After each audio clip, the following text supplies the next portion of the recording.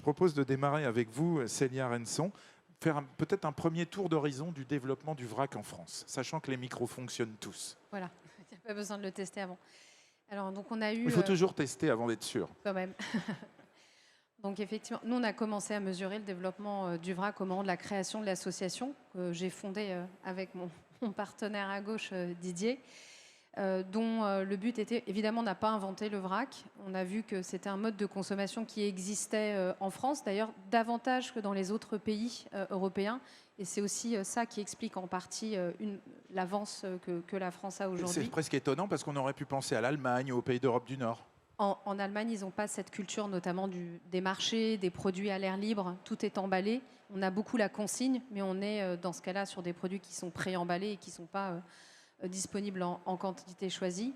Et donc, on s'est dit qu'au moment où on a eu l'idée de monter l'association, c'était aux alentours de 2015-2016, c'était le moment où il y avait les mouvements du zéro déchet qui commençaient à grandir, la prise de conscience aussi sur le gaspillage alimentaire, le plastique. Et une solution assez évidente qui s'offrait à nous était la vente en vrac, qu'on connaissait déjà sur les marchés, chez son boucher, chez son charcutier, chez son primeur. Hein. Donc on a toujours... Au marché. Au bon marché, peut-être pas, mais il y a beaucoup d'emballage quand même au bon marché. C'est vrai. Mais en tout cas, voilà, l'idée était qu'on a toujours eu ça dans nos traditions de consommation. En revanche, il fallait pouvoir mieux organiser ce marché pour pouvoir le développer, installer en fait un cadre de confiance pour les consommateurs et un cadre aussi pour le rendre plus pratique et faire en sorte que les gens y aillent. Et donc nos estimations au début de la création de Réseau Vrac, c'était à peu près un marché autour de 100-150 millions d'euros, donc pas grand-chose hein, dans un marché de plus d'1,5 milliard des produits de grande consommation. Et en créant l'association, en mettant en place des formations, un cadre législatif, en faisant grandir un secteur et une organisation qui était attelée à ça, on a réussi à quasiment le multiplier par 10 en l'espace de 5 ans. Donc on était aux alentours d'1 milliard, 1,2 milliard avant la crise Covid, avec un nombre de magasins qui était passé d'une vingtaine à, on en a quasiment 1000 aujourd'hui, magasins spécialisés vrac. On a aujourd'hui quasiment 90% des magasins bio qui sont équipés d'un rayon vrac et 70% des supermarchés et des hypermarchés qui ont un rayon vrac. On peut citer des enseignes, hein, Day by Day. Dans les magasins spécialisés vrac. Donc voilà. Effectivement, les magasins spécialisés vrac qui se sont développés soit de manière indépendante ou sous enseigne, et ce qui n'existait évidemment pas il y a 6 ans. Donc on a réussi d'un point de vue parc de magasins à asseoir en fait une certaine légitimité par rapport à nos homologues européens. Également d'un point de vue consommateur, donc avant la crise Covid, on avait quand même 37% des Français qui consomment en vrac de manière épisodique ou régulière, ce qui effectivement, on n'est pas en mesure de le mesurer dans les autres pays, mais on sait que c'est bien en deçà. Et ensuite, à partir de 2020, on a commencé aussi à avoir une offre de produits en vrac qui s'est développée sur le liquide alimentaire, sur le non alimentaire, et également c'est le début de l'avènement des marques. C'est aussi le début du cadre législatif qui vient reconnaître pleinement la vente en vrac avec la loi anti-gaspillage pour une économie circulaire. Et donc, en fait, on voit que d'un point de vue consommateur, parc de magasins, diversité des produits et cadre législatif, on a aujourd'hui en France réussi à bien développer, à bien ancrer le vrac. Et c'est ce que beaucoup de pays européens nous envient. À créer une cohérence, effectivement. Alors, quels sont les éléments qui sont indispensables pour que le vrac devienne une success story? Est-ce qu'on peut les résumer? Je pense que c'est ceux qu'on a identifiés au départ et qui lèvent les freins à la consommation. Le premier, c'est la notion d'hygiène. Donc, c'est inspirer confiance pour le consommateur. Oui, parce qu'on se dit, bon, pour les céréales, ça va, mais pour aller plus loin, c'est... Vous voyez, dans le grand public, il y a souvent une réticence au niveau du frais, par exemple. Alors, ce qui est assez paradoxal, parce qu'en fait, si vous voulez, quand vous allez chez votre boucher ou chez votre fromager, vous vous posez pas trop de questions. On vous remet une tranche de jambon ou un fromage, vous dites pas, tiens, c'est quoi ma DLC, c'est quoi toutes ces informations. En fait, vous avez un produit dans un papier, vous le mettez dans votre frigo et vous posez pas ces questions. Alors, pourquoi vous les poseriez plus dans le vrac? Parce qu'en fait, vous n'avez pas d'informations qui vous sont transmises oralement, puisque c'est vous qui vous servez. En fait, le vrac, il est dans cette espèce de vide juridique d'entre-deux, de la réglementation du pré-emballé, mais en fait du pré-emballé puisqu'on est en libre service, mais en fait on est dans le service à la coupe, puisqu'en fait les produits sont pas emballés. Donc dans cette espèce de vide juridique, il faut inspirer confiance aux consommateurs parce que c'est nouveau. Et donc c'est effectivement former les magasins. Il faut que le niveau d'hygiène soit irréprochable et soit le même partout. Et vraiment professionnaliser, harmoniser les pratiques, ça fait partie des premières choses qu'on a mises en place avec l'association, en s'entourant de consultantes en hygiène, en créant des formations, des outils de process, de suivi, des bonnes pratiques d'hygiène de la vente en vrac. Ça n'existait pas, on les a créées. On n'a pas formé tout le monde malheureusement, on estime qu'on a formé 10% du marché, donc on a encore beaucoup de boulot à faire, mais la partie hygiène est primordiale. La deuxième, c'est la notion de praticité. Il faut que ce soit aussi pratique d'acheter en vrac que l'emballer. Et ça fait 60 ans qu'on nous a déshabitués à nous servir, à être au contact du produit, donc ça ne se réapprend pas du jour au lendemain. Et c'est pour ça que le secteur innove. On a aujourd'hui une filière qui est hyper dynamique, c'est en moyenne une innovation par mois depuis 6 ans.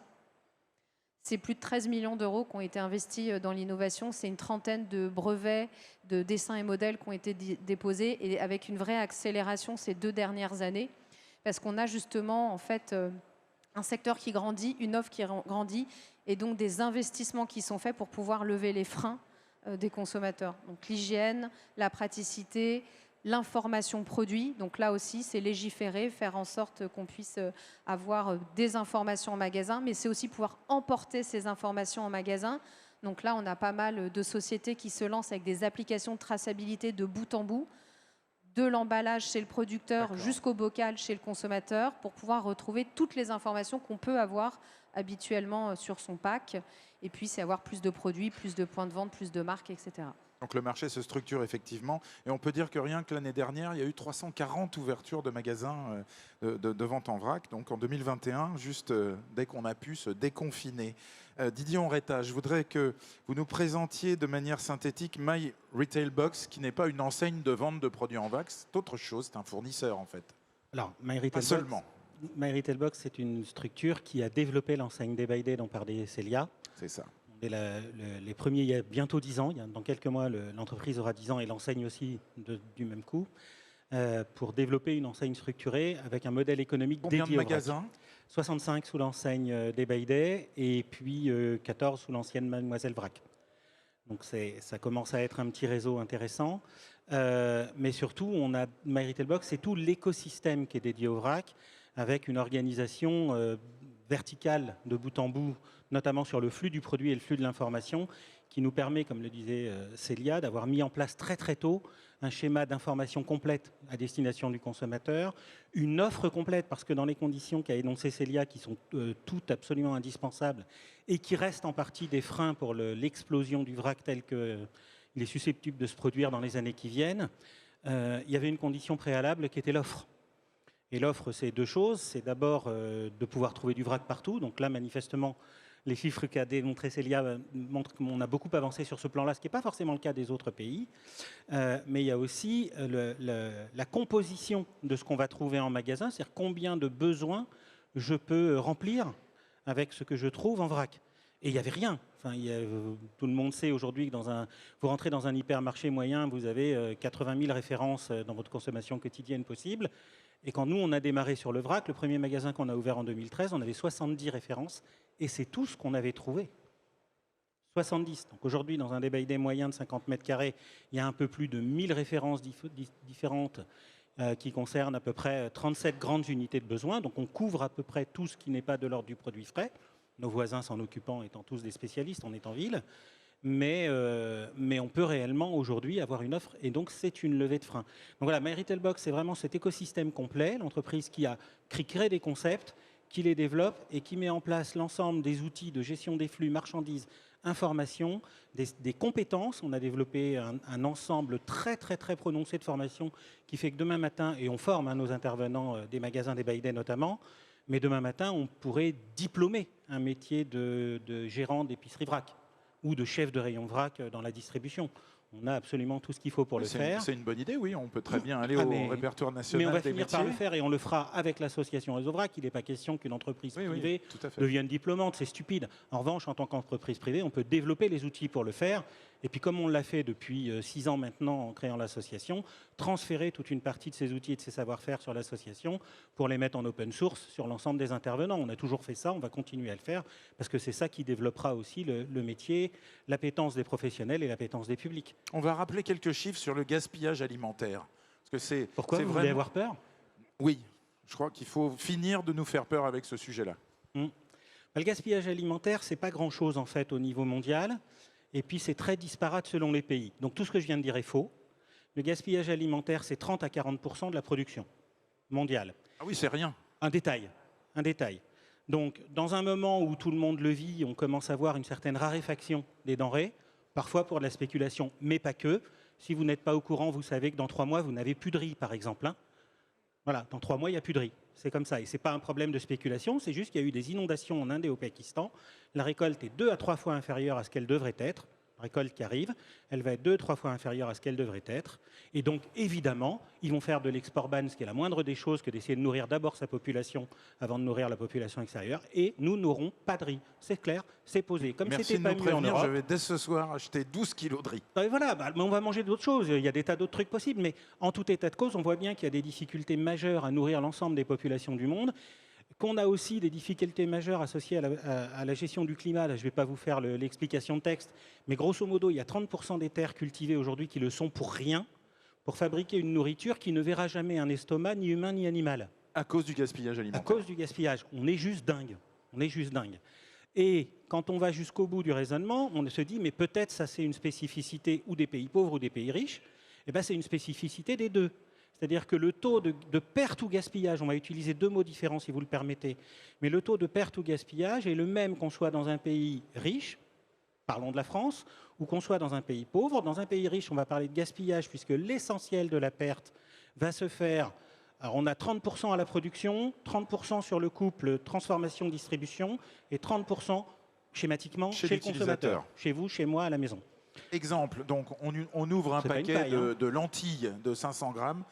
À tous les coups, on ne le finit pas. Mais jamais le portionnage tel qu'il existe aujourd'hui des produits préemballés, il a 70 ans. Il n'a pas été revu depuis 70 ans, il ne correspond à rien. Prenez une portion de lentilles sur le plan alimentaire, c'est 70-80 grammes. Un paquet, c'est 250 ou 500 grammes. Moi, je ne suis pas super bon en maths, j'ai fait un peu de science, Il en reste un peu. mais il n'y a aucun multiplicateur d'humains entiers dans lequel ça correspond à un nombre de portions. Aucun. 7 x 3, 21. Donc jusque-là, 250 grammes de lentilles, c'est 3 humains et demi. Qui fait le demi? Le chien, pardon. Voilà. Donc ça veut dire que le paquet, qu'est-ce qui va se passer si vous avez à faire 3 portions de lentilles? Ou vous allez verser à l'œil ce qui vous paraît raisonnable et il va rester 30 à 80 grammes de lentilles dans le paquet qui vont finir dans un paquet écrasé, posé sous les autres paquets du tiroir ou du placard, ressorti dans 18 à 24 mois parce que vous aurez fait d'autres courses entre-temps, puis vous regarderez le paquet en disant « Oh putain, il est ouvert depuis quand celui-là ?» C'est incroyable. Poubelle. Comment savez-vous ça? Poubelle. Vous voyez? Ça, premier cas. Deuxième cas, vous allez dire oh « Non, je ne vais pas laisser ça dans le paquet. » Vous êtes à peu près censé. Vous savez qu'il va finir à la poubelle. Donc, vous le cuisez. Puis là, il y a encore ces 2 branches. Vous savez, comme Machiavel, c'est soit-soit tout le temps. La première branche, c'est qu'à la fin, il en reste dans le plat. C'est cuit, c'est pas bon, c'est 3 cuillères à soupe de lentilles. Vous dites, je ne vais pas garder ça. Poubelle. Puis alors, un potage aux lentilles, franchement, c'est pas toujours génial. Faut pas le louper. Donc, poubelle, soit vous allez le manger. Et ça, c'est très, très bien étudié, notamment, vous regarderez les travaux que fait Agro Montpellier depuis une quinzaine d'années sur ce qu'on appelle le gaspillage alimentaire ingéré, et dont le résultat, c'est à peu près ça. Oui, mais vous n'avez pas gaspillé. Si, regardez. Monsieur est cohérent. Non, pas du tout, vous l'avez sur vous. Je n'ai pas jeté. Vous n'avez pas jeté. Ce qui n'est pas tout à fait la même chose. Mais j'ai bien gaspillé. Donc, vous voyez, on a une problématique de fond. Et enfin, dernier chiffre qu'il faut avoir en tête sur le gaspillage alimentaire et qui, lui, est aussi un impact important au quotidien, c'est grosso modo, retenez la masse, 10% des gaz à effet de serre au monde. Et si vous vous rappelez ce que j'ai dit il y a 2 minutes, que 30% de ce gaspillage alimentaire dans nos pays, c'est au niveau du consommateur, ça fait 3% à peu près. Et alors amusez-vous à regarder à quoi ça correspond, c'est très exactement l'aviation. Donc on a le choix entre arrêter de jeter la fin de nos lentilles et ne plus jamais prendre l'avion. Bon. Pour le même résultat. Les deux. Alors, ne plus jamais prendre l'avion, on peut peut-être se payer un voyage 1 ou 2 fois dans sa vie, mais parce que c'est quand même des événements forts Si d'une j'ai bien existence compris, il qui va peuvent falloir être prendre entendables. l'avion pour aller acheter du riz. Alors, va peut-être falloir tricher, on va faire du marché noir. Bon, Wenaël Régnier, je vais vous céder un petit peu la parole. Vous avez droit à la parole. Merci. Vous êtes fabricant d'emballage. 2 sociétés. D'abord Semco, dont l'objet est d'utiliser le plastique autrement et de manière raisonnée. Et puis Sempac, c'est l'emballage qui est son nouveau-né. Racontez-nous un petit peu, parce que cet emballage, c'est une poche conique, vous allez nous la montrer, bien sûr, qui est fabriquée à base de canne à sucre, 100% recyclable, brevetée dans 33 pays. C'est une proposition cohérente pour le vrac, en fait, notamment. Oui, alors, celui-ci n'est pas fabriqué à base de canne à sucre, mais je vous en parle un petit peu après. Ok. C'est une histoire un peu simple qui a démarré en 2011. J'ai repris une vieille société qui s'appelle Semco, qui est un fabricant d'emballage plastique traditionnel, créé en 71. Et au moment de cette reprise, on s'est posé 2 questions. La première chose que j'ai décidé, c'était de réintégrer toute la production en France, puisqu'elle était faite à l'époque en Chine, 70%. Et la deuxième chose, c'était de se dire il était temps d'essayer d'imaginer le plastique autrement, de manière raisonnée, autrement que l'énergie fossile. Donc on s'est focalisé sur le développement de matières éco-responsables, notamment le PE à base de canne à sucre. Et puis dans la même logique, on est parti aussi dans un autre constat. On est en 2011, on parle très peu du 7e continent, on parle très peu du gaspillage alimentaire. Alors je vais donner un chiffre. Gaspillage alimentaire, c'est 1,3 milliard de tonnes gaspillées chaque année. On parle du gaspillage alimentaire. Parlons du gaspillage cosmétique, équivalent, etc. J'aime bien souvent dire que beaucoup de personnes, dont des hommes, des femmes, coupent le tube en fin de mois pour récupérer ce qu'il y a dedans, ce qui reste catastrophique. On en perd au moins 10%. Et puis on s'est rendu compte aussi que depuis les années 60, dans le monde de l'emballage, on propose toujours la même chose. Des packs rigides, qui sont lourds, qui sont volumineux, qui ont une restitution très faible, voire complètement aléatoire, voire même parfois des produits qui ne sont même pas recyclables.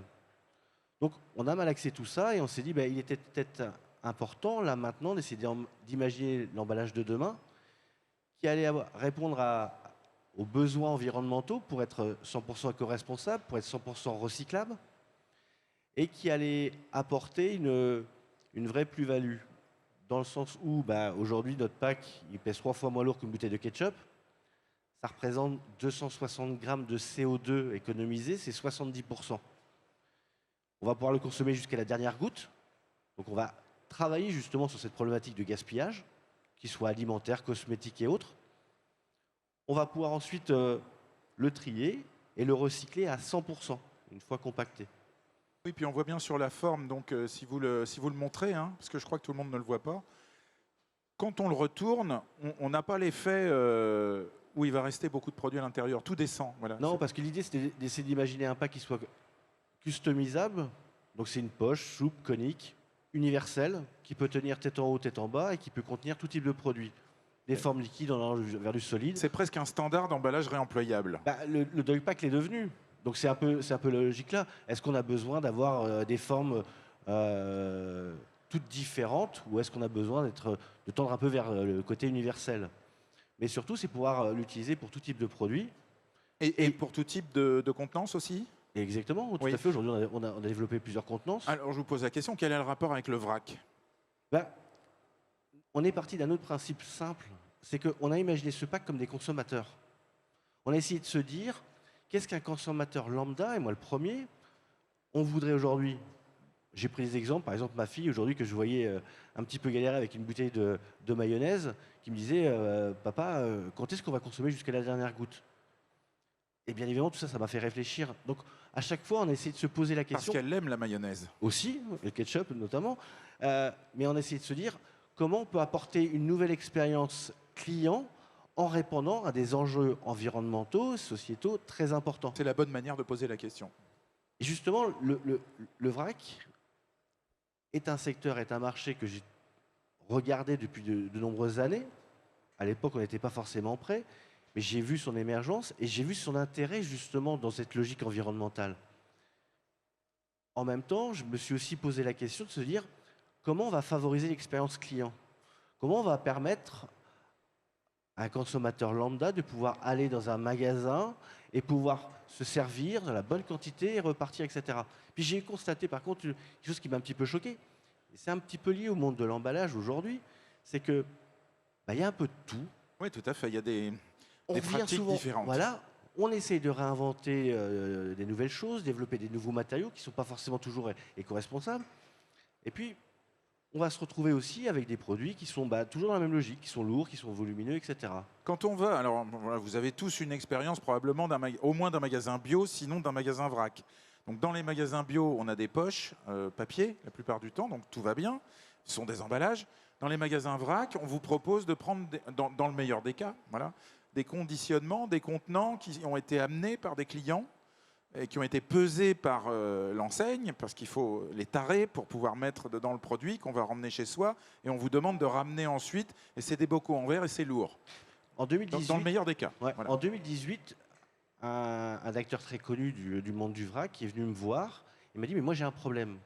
Il me dit, j'ai développé un certain nombre d'outils pour développer le vrac. Il me dit, mais les gens qui viennent me voir, ils vont acheter des bouteilles rigides au magasin en face. Ben oui, Il m'a dit, c'est complètement dommage. quand il y en a. Et nous, on a toujours essayé de penser dans cette logique de stratégie 3R, pour réduire, pour réutiliser, pour recycler. Et là, on s'est dit, mais c'est quand même dommage, parce qu'on sait très bien qu'aujourd'hui, il n'y a pas un matériau qui est meilleur que l'autre.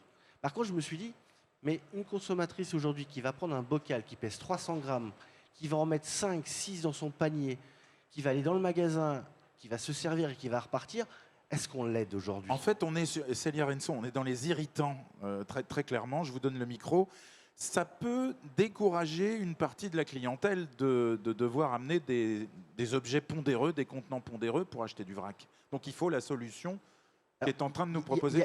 On laisse parler Célia une seconde Pardon. et puis je vous redonne la parole. Alors, on n'est pas obligé de les apporter parce que, comme vous l'avez dit, on Ils peut, sont parfois en tout présents. cas, effectivement, dans les magasins vrac, les avoir à disposition et gratuitement. Mais effectivement, ce qui n'a pas été encore résolu, c'est le contenant consommateur, d'avoir quelque chose à la fois de pratique, de léger, de lavable, qui soit apte au contact alimentaire, qui, effectivement, si possible, nous permette, au moment du service, de pouvoir mesurer la quantité que l'on prend en fonction du type de produit. On a eu une innovation récemment avec la société Feel Good Squeeze, qui, vous savez, ceux qui avaient lancé les petites pommes-potes réutilisables. Donc, ils ont sorti sous forme un peu, ça ressemble aux pommes-potes avec un zip et ou un bec verseur. Donc, ce sont des poches en plastique souple qui permettent aussi, du coup, d'avoir un contenant. Alors, nous, on dit que c'est un contenant de transport. On ne conseille pas forcément de conserver le produit dedans, mais on peut. Et après, soit on le conserve dedans à la maison, soit on le transvase. Mais voilà, on commence à avoir seulement maintenant des innovations. Et c'est ce qu'on disait tout à l'heure, c'est que ça s'est seulement accéléré il y a 2 ans. Mais pourquoi? Parce que tout simplement, il fallait que le marché grandisse un peu. Une société, elle ne va pas investir des millions d'euros s'il n'y a pas de demande en face. Donc en fait, le réseau VRAC a vraiment créé l'offre. En créant l'offre, on tire la demande. Et une fois qu'on a tiré la demande, on fait de nouveau grandir l'offre et on fait investir en innovation pour pouvoir répondre aux freins. Et il y a encore du travail. C'est un appel à l'imagination et à l'innovation, Gwenaël C'est ça. Regnier. Alors, je suis complètement d'accord avec Célia et ce qu'a fait Squeezie, que je connais un petit peu, j'ai trouvé ça génial parce que justement, ils ont même dérivé leur produit originel pour justement l'adapter. Il faut que les fabricants d'emballage aujourd'hui, ils se creusent un petit peu les ménages, et j'en fais partie, pour justement s'adapter aux besoins de ce nouveau marché qui est grandissant, qui est émergent, qui a des vrais avantages. Mais si on n'aide pas le réseau comme le consommateur, on va passer à côté d'un certain nombre de choses et on va se retrouver à encore démultiplier le nombre d'emballages, etc. Mais oui, tout Et à fait, l'objectif de départ, on va passer à côté. Moi, je dis simplement, et c'est la proposition que nous en faisons, on a travaillé dans ce sens-là, on a repris nos brevets, on les a dérivés, et on s'est dit, voilà, comment on peut imaginer, au lieu d'avoir un bocal qui va faire 300 grammes, pour que la consommatrice qui part de chez elle, qui va aller au magasin et qui va revenir, on lui facilite la vie. On est resté dans la même logique, et aujourd'hui, on peut proposer, et je dis bien proposer, une solution qui va faire 15 grammes. Alors si on fait l'analyse de cycle de vie et son bilan carbone, entre 300 grammes de verre et 15 grammes de plastique, je pense qu'on va avoir des surprises intéressantes. Après, ce sera les consommateurs qui détermineront si c'est intéressant ou pas. Mais au moins, on va les aider. Et je pense que c'est une réponse qu'on peut apporter pour déployer le réseau. Didier Henrietta Bruno, une réaction sur cette proposition?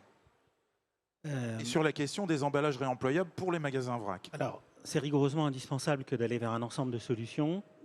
D'abord, le vrac, il faut bien comprendre que 2 dimensions. La première, il ne s'agit pas d'abolir l'emballage. Il faut se rappeler que l'emballage, c'est utile. Nous, on a toujours essayé de défendre cette notion-là. L'emballage, c'est utile. L'emballage, ça a des fonctions. Maintenant, c'est quoi d'emballage et comment d'emballage? Qu'est-ce qu'on en fait? Quels sont les impacts? Quelle est l'utilité par rapport à l'ensemble de la chaîne de valeur? Et quelle est l'utilité pour le consommateur? Et c'est là où je rejoins Wenaël complètement, de se poser toujours la question du bout de chaîne et du consommateur que nous sommes. Deuxième chose, dans cette perspective-là, inévitablement, qu'on le veuille ou non, qu'on trouve ça bien, qu'on ne trouve pas ça bien, qu'on soit éco-sensible, pas éco-sensible, ce n'est pas le sujet. Nous allons vers une diminution de la masse d'emballage mise sur le marché. Je ne dis pas forcément du nombre, je parle bien de la masse. Nous y allons par des directives européennes qui sont déjà anciennes et dont les échéances approchent à très très grande vitesse. Et qui vont être revues, transformées éventuellement en règlements qui s'imposent à tout le monde. Qui vont s'imposer à tous et qui ont pour partie commencé à être traduites dans AGEC et dans Climat et Résilience, dans les décrets que vous évoquiez tout à l'heure, qui n'en sont que les prémices, et dont on voit aujourd'hui dans ces applications-là, comme les échéances se raccourcissent. Si je prends celui que vous avez évoqué sur les 10%, qui est le 2022-507, qui date du mois d'avril dernier, son application commence pour les entreprises de plus de 50 millions d'euros, pour les metteurs en marché de plus de 50 millions d'euros. Son application commence dans 5 semaines. Avril 2022, janvier 2023. Bonne chance, les gars. Bonne chance. Les échéances vont se raccourcir de manière considérable et ce n'est pas raisonnable. Sauf qu'on n'a pas le choix. On le voit, les collectivités territoriales suppriment les collectes les unes après les autres. On passe en point d'apport volontaire de plus en plus, y compris pour les emballages ménagers. En France, je ne vous parle pas du Brésil, je vous parle bien de la France. Les centres de tri et de recyclage qui devaient se développer n'ont pas les moyens de le faire, ne se développent pas à la vitesse prévue. Donc le 100% recyclage plastique 2025, tout ça, on peut d'ores et déjà s'asseoir dessus, ça ne se fera pas, c'est pas vrai. Sauf qu'en s'asseyant dessus, on paye des taxes parce qu'on ne respecte pas les engagements qu'on a pris auprès de l'Europe, que cette taxe en 2021, elle était déjà d'1,1 milliard, et qu'au rythme où on va en 2025, elle sera d'horizons de 7 à 10 milliards, et que ces 7 à 10 milliards, on ne les a pas. Donc de toute façon, ce n'est même plus une question. Donc on met un gros chapeau derrière tout ça, qui est imposé par cet ensemble d'événements. Ouais. Et la nécessité collective et sociétale, puis la réglementation, quel réemploi? On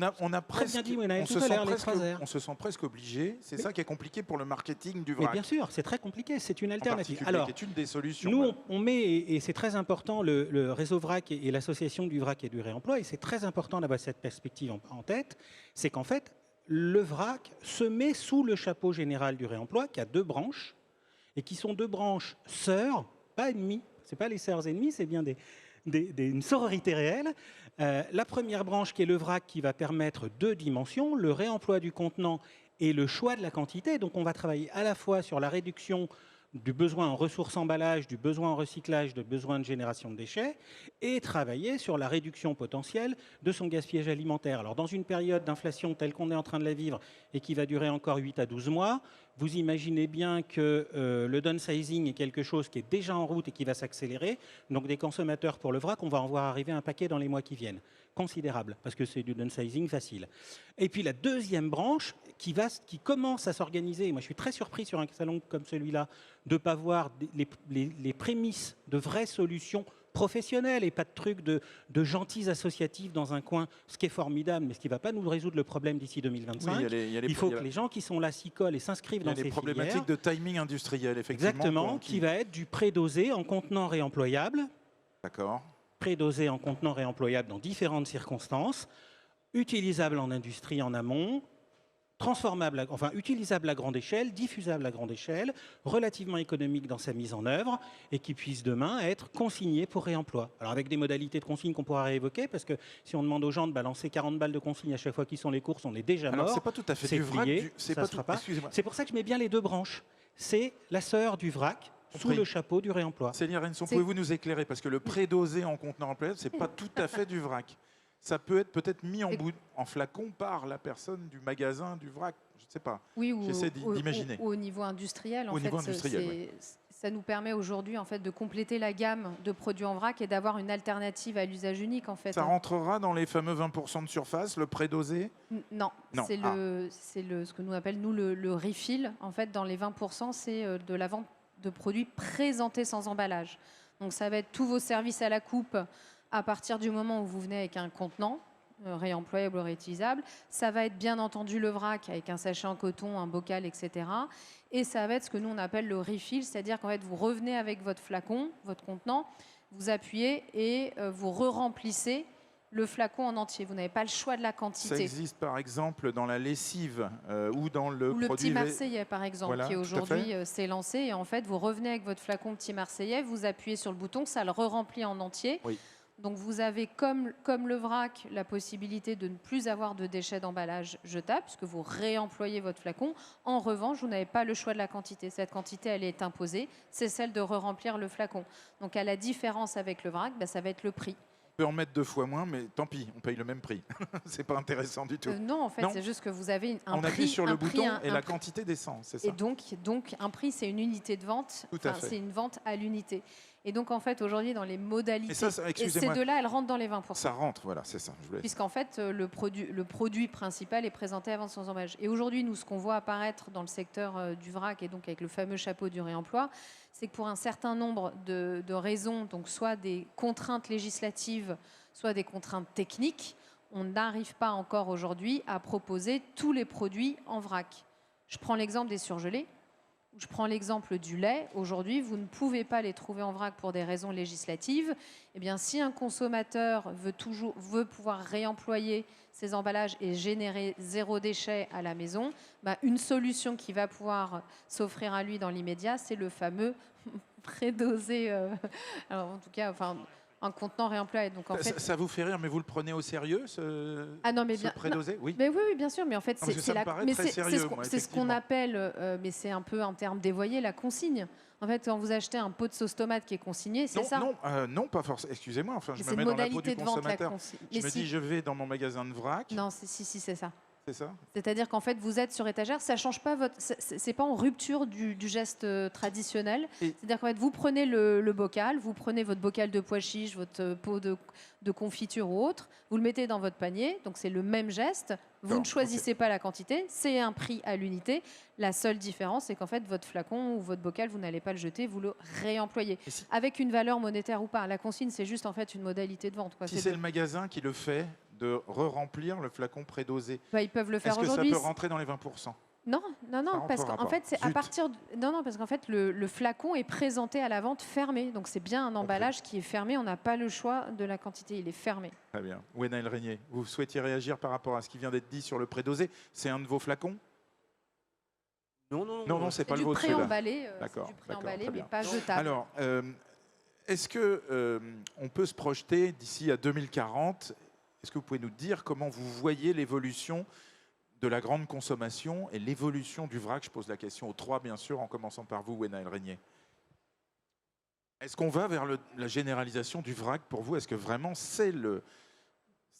est-ce que c'est incontournable? On a compris que oui, hein, puisqu'il faut aller vers des solutions sustainable et respectueuses aussi de nos modes de consommation, nous emmener vers une consommation différente. Mais est-ce que vous voyez un développement énorme au point où ça devienne un marché de masse? Je pense sincèrement qu'il va y avoir une évolution du mode de la consommation. Qu'elle viendra plus à nous que nous allons vers elle. Je pense sincèrement qu'on a besoin aujourd'hui d'adapter notre mode de consommation et je pense sincèrement que le vrac est une réelle solution. Je pense par contre, et on a maintenant peu de temps, que toutes les parties prenantes autour du secteur doivent rapidement se poser les bonnes questions pour se donner les moyens de répondre aux contraintes législatives qui ont été mises sur la place. Parce que ce que je crains, c'est que si on se met à patauger, l'homme est très fort pour essayer ensuite de contourner. Là, les contraintes qui sont posées sont très intéressantes et vont permettre normalement d'accélérer le sujet. À titre de fabricant d'emballage... C'est une opportunité, toutes ces contraintes-là, Je vraiment. le pense sincèrement. Ouais. Je le pense parce qu'on parlait tout à l'heure sur les emballages, ça fait quand même 60 ans, 70 ans qu'il y a des choses qui n'ont pas changé. Je crois que c'est maintenant le moment. Il y a une prise de conscience qui est là. Pour ça, je vous disais tout à l'heure, je trouve encore pas forcément judicieux aujourd'hui d'utiliser des emballages rigides qui vont peser 60, 70 grammes, etc. Je crois qu'il est temps aujourd'hui. Il y a un vrai potentiel et on voit aujourd'hui qu'il y a une attente vraiment particulière aujourd'hui des consommateurs. Donc, il faut rapidement que toutes les parties prenantes, et on ne peut pas le faire de manière séparée parce qu'à un moment donné, on ne va pas avancer. On se pose les bonnes questions. C'est pour ça que vous parlez à la fois du concept du vrac, de la solution sociétale, on va dire, et des emballages. Oui. C'est Je pense que tout est lié. indissociable. Voilà, c'est ça. Sous le chapeau du réemploi, Didier Henrietta Bruno. Donc votre vision 2040. D'abord, je pense qu'il y a sans boule de cristal. Non, mais il y a des tendances de fond qui se détachent déjà depuis un certain nombre d'années. Si je prends ce dont on parle principalement, c'est produits de grande consommation, frais libre-service. De toute façon, on va vers une diminution continue des volumes, inexorablement. Alors, cette diminution continue des volumes, on la voit plus ou moins forte selon les catégories de produits depuis une dizaine d'années. Elle avait évidemment marqué une grande pause pendant les années Covid avec une moindre consommation hors domicile. Maintenant, la consommation hors domicile, sous des formes probablement évolutives encore, va reprendre, va encore s'accélérer, inévitablement. Les évolutions tarifaires associées à l'alimentation et à la consommation quotidienne en général, qu'on a évoquées tout à l'heure, vont renforcer la maîtrise de l'achat à la source de la quantité. Donc, on voit que l'attention va être de plus en plus portée en grande consommation sur la maîtrise de chaque élément constitutif de l'achat, depuis le consommateur et son budget jusqu'à l'impact sociétal et environnemental. Pourquoi on me pousse à acheter 3 packs avec une remise de 0,2 €? Exactement. Ce qui est encore la logique de la grande distribution aujourd'hui. Mais ce qui va même beaucoup plus loin, c'est qu'on sait en grande consommation par les études qui sont faites, les grands distributeurs le savent puisqu'ils l'observent, que s'ils ne font pas d'opération d'écaissement des chèques ultérieurs, c'est-à-dire que je paye aujourd'hui et mon chèque ne sera prélevé que dans 1 ou 2 mois, quand on fait des opérations gros volumes, il n'y a pas de pauvres. Parce qu'ils n'ont pas le cash pour acheter les gros volumes tout de suite. Donc on voit bien que dans la situation de paupérisation de la société vers laquelle on s'oriente, au moins sur les achats quotidiens, l'attention à l'achat à la juste dose, au juste moment, va devenir prépondérant. Donc si on prend sur cette notion de vrac, de toute façon, au-delà même du contexte réglementaire, qui ne fait qu'appuyer la chose, voire l'accélérer, ça sera un mouvement populaire. Ça va s'imposer. Ça va s'imposer. C'est relativement inévitable. Donc la projection que nous on fait depuis quelques années, hormis les soubresauts temporaires qu'il peut y avoir, c'est la vie, il y en a toujours, donc il faut s'habituer. On projette qu'à l'horizon, probablement entre 2035 et 2040, le vrac représentera 15% du marché des PGC, produits frais libre-service. Ça veut dire, d'une manière ou d'une autre, qu'en euros constants aujourd'hui, on parle de 15 à 16 milliards. On a parlé du hard discount qui allait représenter 15% des biens de consommation. Oui, c'était il y a 15 ans. 15 ans plus tôt, c'était les marques de distribution qui allaient représenter 15%. Et à chaque fois, ça se produit. Et à chaque fois, ça se produit. Parce que les 15%, ce sont là les bascules. Et ce que vous voyez être 15% un jour, vous revenez 25 ans plus tard et ça devient 35%. C'est ce qui est en train de se faire avec les marques de distribution. Donc de toute façon, il ne faut pas rêver. Il y a un moment donné, il y a une logique dans la consommation qui est la logique du moindre effort. Donc la logique du moindre effort, elle va s'imposer partout. Et dans la durée, elle s'impose toujours.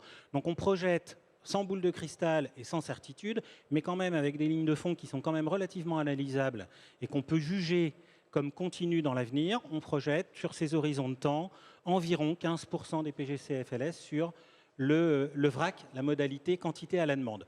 Évidemment, on va devoir lever un certain nombre de freins d'ici là et les innovations vont se poursuivre.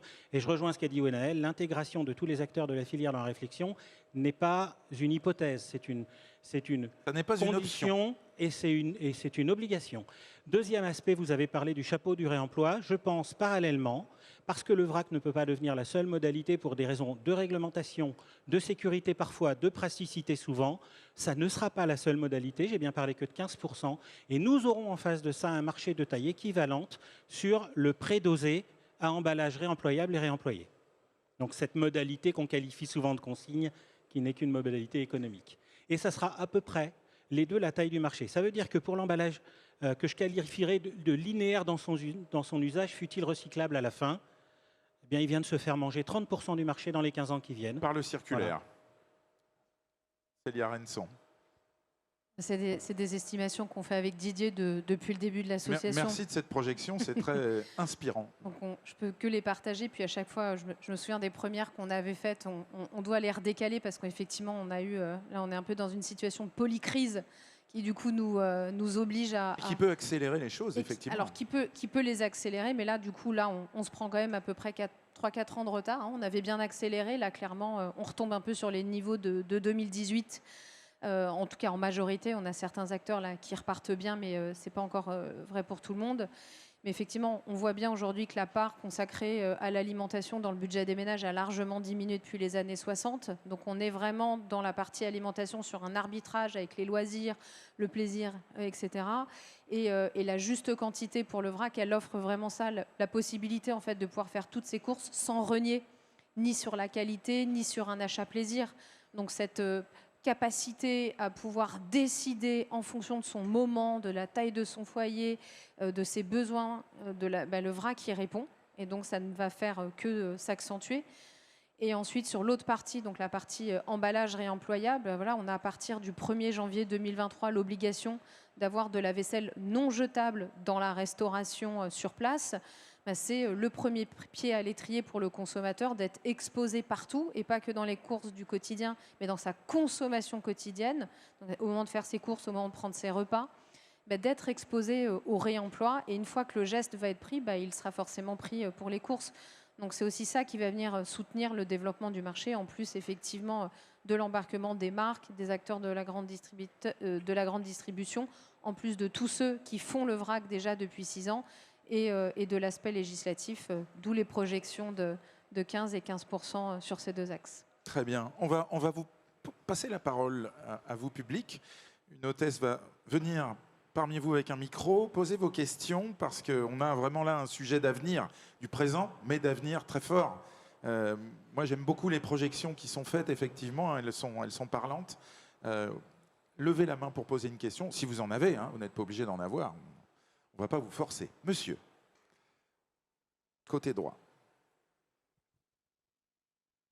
Présentez-vous en 2 mots et puis posez votre question. Merci. Bonjour, alors moi je travaille pour un éditeur de logiciels et j'accompagne les restaurateurs. Et justement dans la perspective de l'arrêt du jetable en restauration, mais ça rejoint aussi beaucoup pour moi le principe de la consigne. Je voudrais savoir s'il y avait des acteurs qui réfléchissaient déjà à la digitalisation de la consigne, la gestion, le marquage par des puces RFID, des QR codes, des choses comme ça. Et si c'était déjà quelque chose qui était engagé. Célia Renson. Oui, tout à fait. Alors, je suis également administratrice de l'association Réseau Consigne, qui est un peu le pendant de Réseau Vrac. Donc, on a aussi au sein des 2 associations ce type d'acteurs.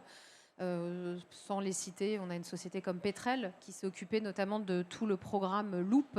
On a des sociétés comme Gringo, comme alors Pandoba qui le font plus en B2B, mais on a aujourd'hui, et côté vrac, on a des sociétés comme Pactic, comme Mayam, qui sont capables de faire de la traçabilité produits et contenants et une gestion, et on doit aller vers ça. Après, sur le sujet du réemploi, la question c'est qui va gérer tous ces modèles-là ? La vraie gestion du modèle, on a entendu parler de l'Observatoire du réemploi, qui aujourd'hui est plus piloté d'un point de vue étude. Nous, ce qu'on demande, c'est que l'État aussi reprenne la main et qu'il y ait une véritable planification qui soit faite pour la partie du réemploi. Parce qu'une standardisation des contenants consommateurs, c'est bien, et on va en avoir besoin aussi en restauration. Mais qui va être en charge de cette standardisation ? Ça n'a pas été véritablement défini. Également, le maillage du territoire. Il va falloir à un moment donné qu'il y ait une harmonisation du nombre de centres de lavage, du nombre de points de collecte, d'harmonisation des process de lavage. Et ça, aujourd'hui, l'État doit intervenir pour éviter qu'il y ait une démultiplication aussi des acteurs et des modalités de gestion de ce modèle de réemploi. C'est partie du travail de coopération d'y aller de manière coordonnée. Autre question ? Monsieur, au centre. Oui, bonjour.